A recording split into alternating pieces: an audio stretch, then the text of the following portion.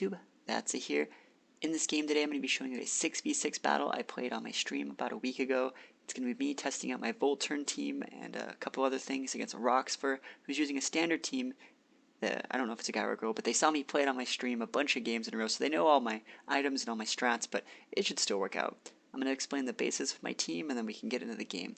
What I like to use is my Volt Turners. My Volt Switchers are Manectric and Rotom, and then my U-Turners are Scizor and Darmanitan. So obviously very straightforward there. I have my Focus Sash Cloyster for the Shell Smash sweep, and a Choice Band Darmanitan in case I can catch anything in a really bad matchup. Also, I have Scizor and Azumarill for revenge kills. So the way I gotta look at it is these two are pretty much the same Pokemon offensively, and these two Pokemon are pretty much the same Pokemon offensively. This is for breaking walls, and this is for potential late game sweeping, or weed sweeping. So this is just how my team works. I like it a lot, and it's a team I would really recommend for newer players. Anyways, let's just get into the game and start it up. So my opponent Roxfer this game is going to be leading with a Galvantula, and it really sucks for me, but I do not have a Rapid Spinner on my team, so I'm not going to be able to get rid of his Sticky Web. If you don't know what Sticky Web does, it's an attack that, it's kind of like Spikes. It's a hazard like Spikes and Stealth Rock that whenever a Pokemon comes in, if it's touching the ground, its speed is lowered by 1.5. It's really good against sweepers and fast Pokemon, but not too great against my team, considering my main offensive Pokemon are, Scizor and Azumarill. So he goes for the, Sticky Web, and I go for the Shell Smash. So I'm going to try and get a little bit of sweep going, try and get as much out of my Cloyster as I can.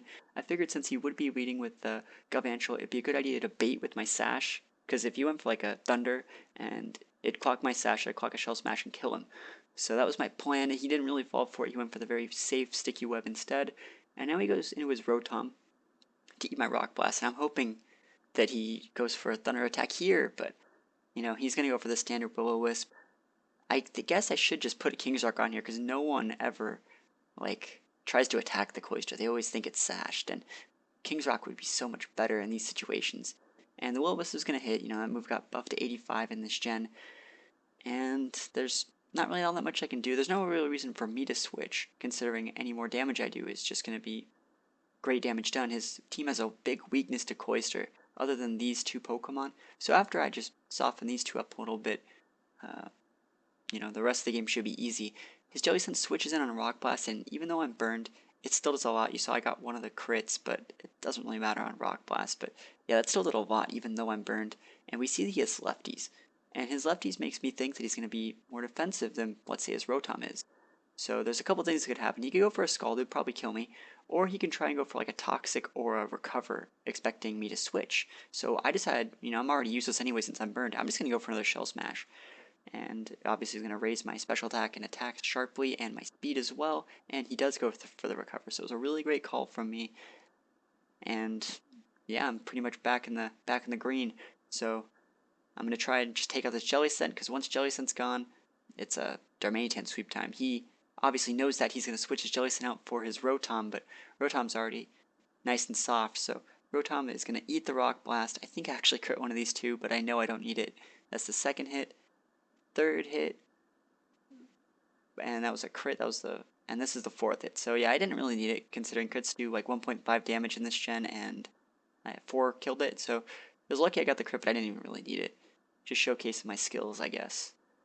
Alright, so Bisharp's going to come out, and there's a couple things that happen here. Bisharp could pop subs, it can pop Sucker Punch, obviously, as well as, Swords Dance. So I could have went for the Ice Shard for a good chunk of damage, but I didn't want him setting up, so I figured I just might as well cut my losses and go for the Icicle Spear, and it probably would have killed, even though it's not very effective.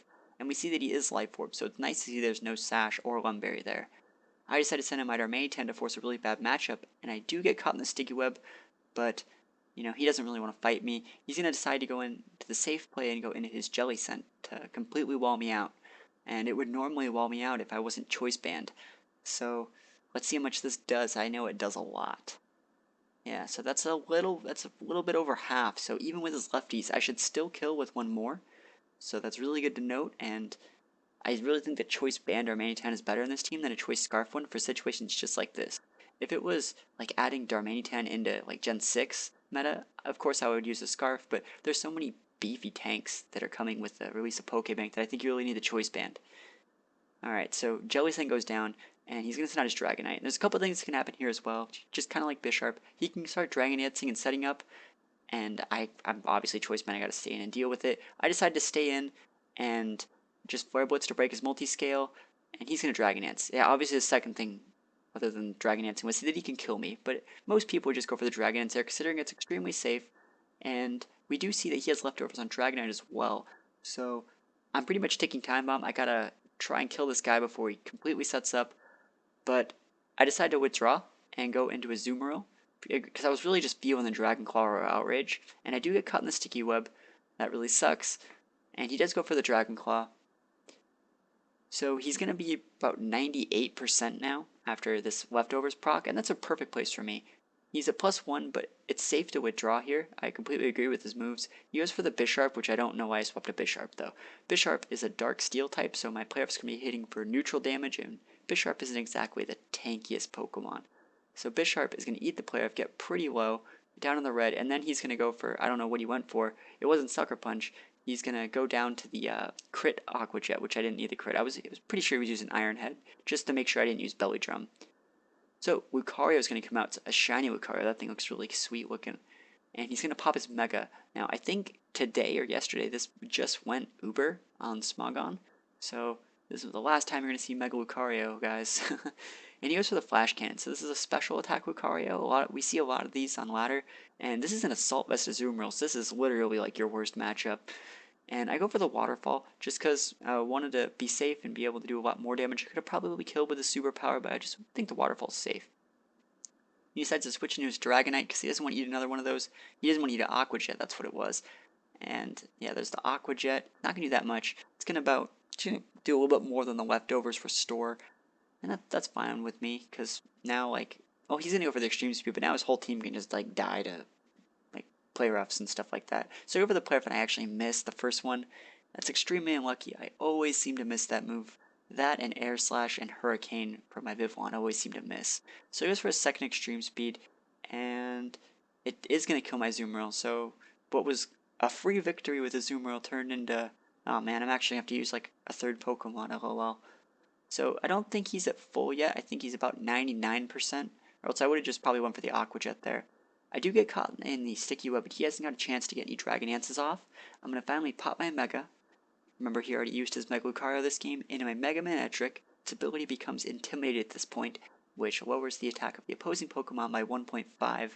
So it's really good in this situation. I can reuse it over and over and over again, considering he has like 3 physical attackers left. And I do go for the Hidden Power Ice. Now, it's not going to kill, and he's going to go for the Dragon Claw, but remember, he is at -1. So really, that Dragon Claw isn't doing anything. And we know that he has lefties over weakness policy, so it was just completely safe to do that. So he's going to go for the Extreme Speed, just get a little bit more damage in, and it's going to get me down to 44 HP, I think, and that definitely would have killed me if he wasn't at the -1. And I think he has Lucario and like one other Pokemon left, I don't remember. Let's find out. Oh yeah, I Volt Switched. I'm so good instead of HP Icing. So that was great. That means I can use my Intimidate one more time on whatever I want. So I'm going to get caught in the Sticky Web. He's going to send his Lucario out. And normally I am faster than Lucario, because this is a speed-natured Darmanitan, but it's fine, you know. He's going to take me out, I think it was Aura Sphere, and he earned it. He earned taken out by Darmanitan. So Scizor is going to come in, and he's not at full. His Lucario is actually kind of low, I think. I don't really remember. Yeah, he had a Waterfall. So I'm just going to go for the BP, and I think BP should be enough to take it out after one more turn, sorry. He goes for the Dark Pulse, and I guess he's just going for the flinch at this point. It is neutral damage too. I don't really like Dark Pulse on Lucario. I think there's other better moves, even if it's a special attacker. Anyways, I think that is his last Pokemon. So I defeated Roxfur. That was the GG, and you know, it would have been a lot easier if my Azumarill didn't miss that play rough, but you know, I just wanted to show that Sticky Web didn't slow me down. Use of, what is it, like 4 to 5 tanks pretty much negates that move. It gives me a free turn to do whatever I want when my opponent goes for it. So, like I said in the beginning, this was my Volt Turn team. It's a very standard team and easy to play team, especially for newer players. So if you're starting to learn how to play, you might want to pick something like a variant of this team up. And thanks for watching the video, and I'll see you guys next time.